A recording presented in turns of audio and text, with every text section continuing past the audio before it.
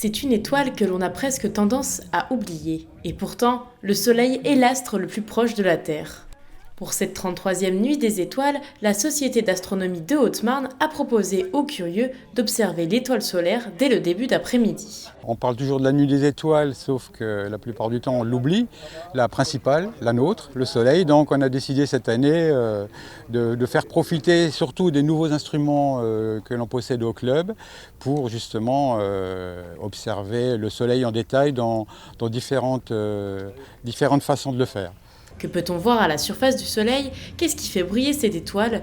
Toute l'après-midi, les bénévoles de l'Observatoire de Valcourt ont tenté d'expliquer les mystères du Soleil aux visiteurs. Ici, on a un petit télescope qui est protégé par un filtre solaire. Et ce genre d'instrument nous permet de voir la couche du Soleil que l'on voit, c'est-à-dire celle qui nous envoie la lumière, on l'appelle la photosphère. Contempler l'astre solaire n'est cependant pas une activité à prendre à la légère. Si l'Observatoire de Valcourt a pu proposer cet après-midi spécial Soleil, c'est parce que la Société d'astronomie de Haute-Marne possède le matériel adéquat et encadre au mieux les visiteurs pour éviter tout risque de brûlure oculaire. La nuit des étoiles, c'est aussi une façon de mettre passionnés et amateurs d'astronomie sur la même orbite le temps d'une journée. Rassembler les gens amoureux des étoiles, de l'astronomie, et puis de venir un petit peu voir comment fonctionne une association.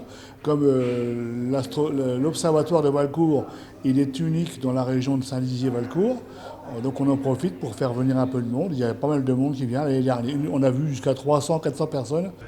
D'autres animations étaient prévues comme des expositions, des conférences ou encore la visite de la coupole, de quoi mettre des étoiles dans les yeux des visiteurs.